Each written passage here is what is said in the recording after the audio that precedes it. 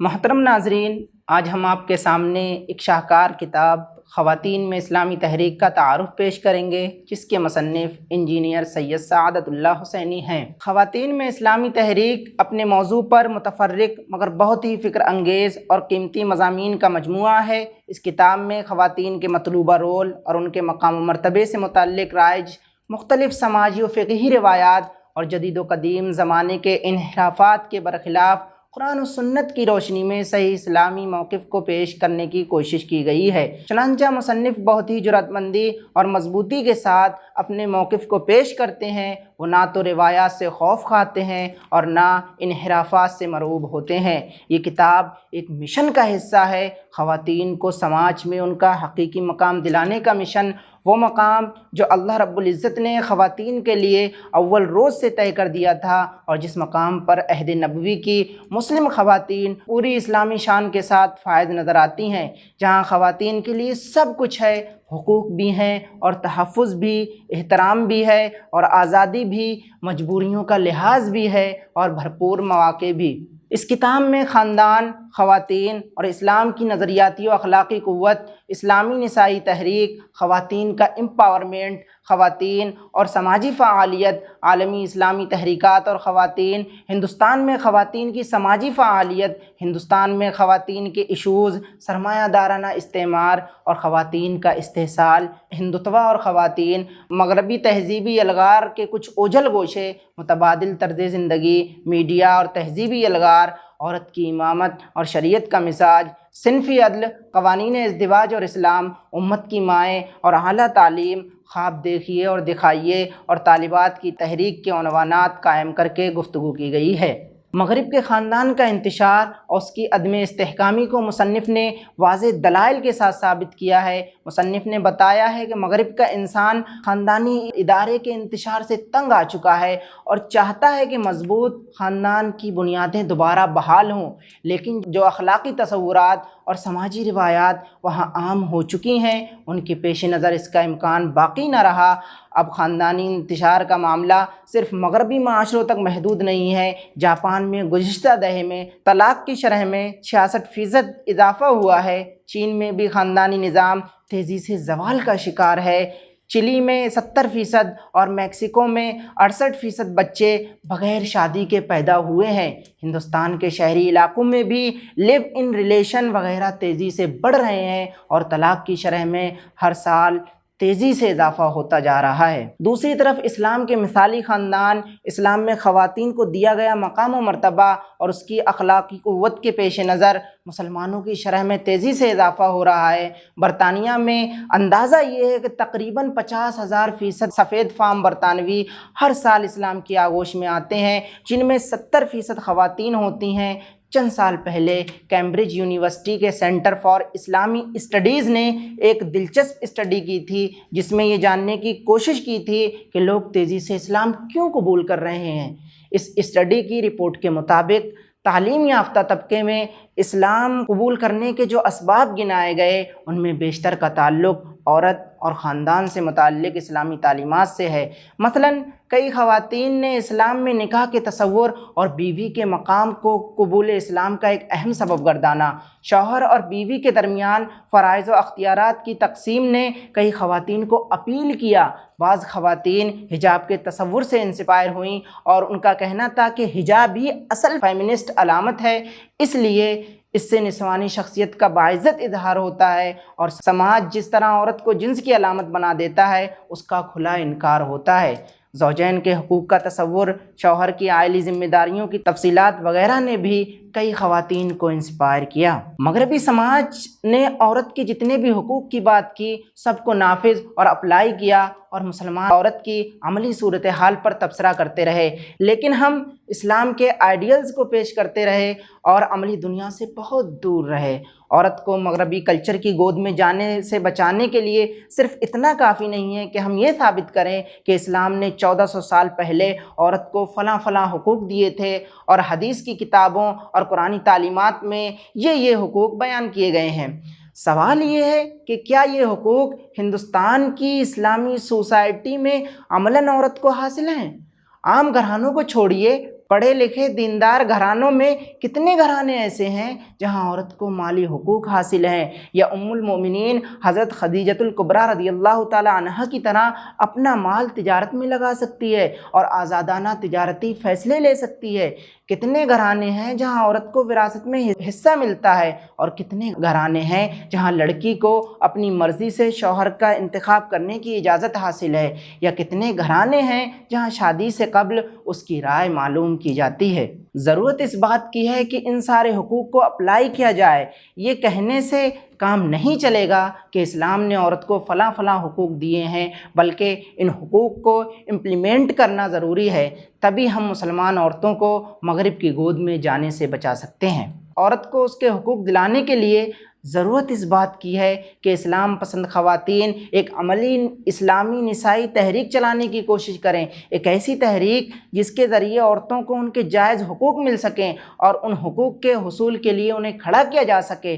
تحریک کا مقصد خواتین میں تعلیم کا فروغ، صحیح دینی بیداری، صحت و صفائی سے متعلق بیداری وغیرہ ہو۔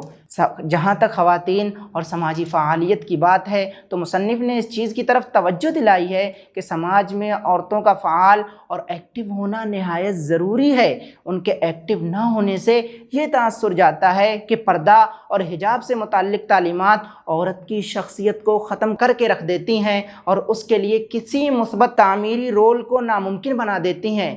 عورتیں دنیا کے بہت سے حصوں میں اس تاثر کو اپنے عمل سے ختم کر رہی ہیں، لیکن ہندوستانی معاشرے میں مسلم خواتین کی کیفیت کو جو بھی دیکھے گا وہ یہی کہے گا کہ اس کیفیت کی ذمہ دار اسلام کی تعلیمات ہیں۔ ضرورت اس بات کی ہے کہ ہماری خواتین کی سرگرمیاں صرف اجتماعات تک محدود نہ رہیں، بلکہ زندہ اور سلگتے ہوئے مسائل میں دلچسپی لیں، ان کے حل کی سنجیدہ کوشش کریں، اس مقصد کے لیے تحریکیں چلائیں، سوسائٹی کو نیا رنگ اور نئی شکل دینے میں اپنا رول ادا کریں۔ یہ تمام کام کرنے کے لیے ضروری ہے کہ سماجی مسائل کے لیے عورتیں حساس ہوں، ان کے حل کی تدبیروں سے واقف ہوں اور اپنے اندر خود اعتمادی اور پیش قدمی پیدا کریں۔ عورت سماج کا نصف حصہ ہے جس کی فلاح و بہبود کا انحصار اس کی سرگرمیوں اور فعالیت پر ہے۔ اگر ہمارے گھر میں کوئی بیمار ہو یا ہمارا بچہ خدا نخواستہ غلط صحبت میں پڑ جائے یا ہمارے پڑوس میں خدا نخواستہ آگ لگ جائے تو ہم ڈرائنگ روم میں محفل سجا کر گھنٹوں زمانے کو کوستے نہیں بیٹھتے، بلکہ مسئلے کی کوئی عملی تدبیر سوچتے ہیں۔ یہی رویہ سماجی مسائل کے تئیں ہونا چاہیے۔ مظلومین کو انصاف نہیں مل رہا ہے، جہیز کے لیے عورتیں جلائی جا رہی ہیں، بچوں کو اغوا کیا جا رہا ہے، کمپنیاں صارفین کو دھوکہ دے رہی ہیں، اخبارات فحاشی پھیلا رہے ہیں، پڑوسی کی جھونپڑی میں مرد شراب پی کر عورتوں کی زندگیاں اجیرن کر رہے ہیں، غریب بچوں کو علاج و معالجے کی سہولتیں فراہم نہیں ہو رہی ہیں۔ یہ سب مسائل جو اخبارات میں آپ پڑھتی ہیں آپ کے مسائل ہیں۔ بچے کی بیماری اور پڑوس کی آگ کی طرح یہ مسائل بھی لمبی لمبی بحثیں اور مگرمچھ کے بے عمل آنسو نہیں، بلکہ عملی تدبیریں اور ٹھوس کاوشیں چاہتے ہیں۔ اور سچی بات یہ ہے کہ اگر ان مسائل پر بھی صحیح معنوں میں ہمارا دل دکھے تو ہم چاہیں نہ چاہیں عملی تدبیر کی طرف بڑھیں گے۔ اس لیے ضرورت یہ ہے کہ ان مسائل کے لیے ہم حساس ہوں اور ان کا دکھ اور کسک اپنے سینوں میں محسوس کریں۔ جہاں تک عورت کے استحصال کی بات ہے تو عورت کا استحصال کرنے میں کیپٹلسٹ سر فہرست ہیں۔ ان سرمایہ داروں کو اپنی خدمت کے لیے کم قیمت ملازمین چاہیے تھے، انہوں نے کیریئر کا دباؤ ڈال کر عورت کا خوب استحصال کیا۔ اسی نے میڈیا کے ذریعے کیریئر ویمن کا تصور پیش کیا، خاندان اور خاندانی زندگی کی اہمیت گھٹائی تاکہ خواتین خاندان اور بچوں کے جھمیلوں میں پڑے بغیر اس کی خدمت کے لیے ہر دم دستیاب رہیں۔ آئی ٹی کمپنیوں، کال سینٹر اور BPO انڈسٹری وغیرہ میں یہ طے شدہ پالیسی ہے کہ نچلی سطحوں کی ملازمت کے لیے خواتین کو ترجیح دی جائے، حالانکہ اللہ تعالیٰ نے عورت کو تقدس اور پاکیزگی عطا کی تھی۔ سرمایہ دارانہ استعمار نے عورت کو مارکیٹنگ کا ایک ذریعہ بنا کر رکھ دیا اور اپنی تجارت چمکانے کے لیے ایک قابل فروخت شے بنا دیا اور اشتہار کے نام پر اسے برہنہ کر دیا۔ اخبارات، رسالے، ٹی وی، فلم، انٹرنیٹ، ہر جگہ عورت ایک ہی روپ میں نظر آتی ہے، ایک خوبصورت اور دلربا حسین کھلونے کے روپ میں۔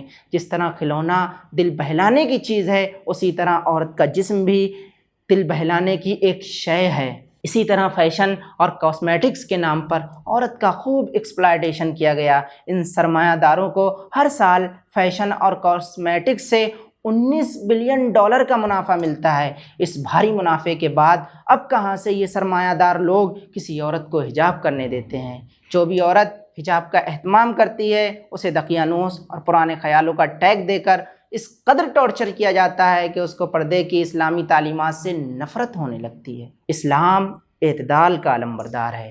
اسلام نے عورت کو معاشی ذمہ داری کا مکلف نہیں بنایا ہے۔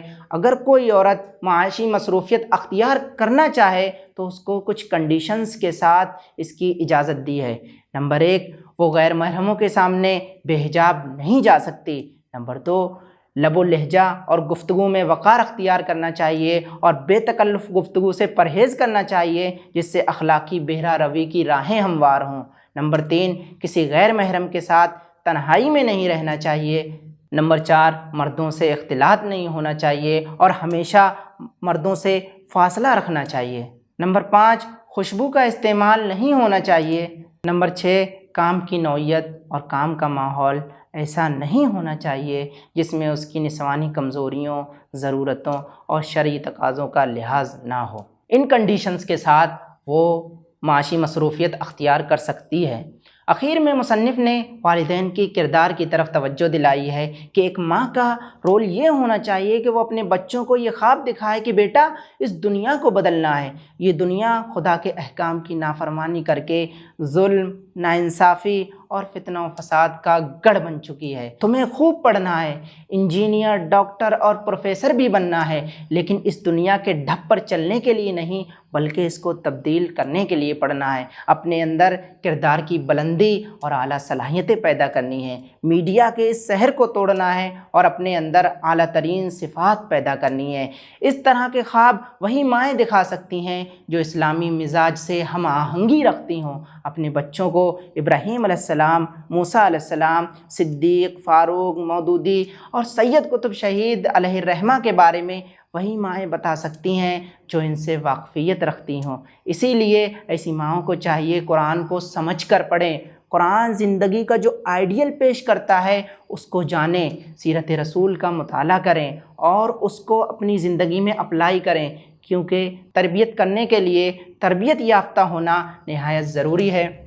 اخیر میں آپ لوگوں سے یہ درخواست کرتا ہوں کہ اس کتاب کا تفصیلی مطالعہ کریں تاکہ جو باتیں آنے سے رہ گئی ہیں وہ آپ تفصیل سے اس کتاب کے مطالعے کے ذریعے معلوم کر سکیں۔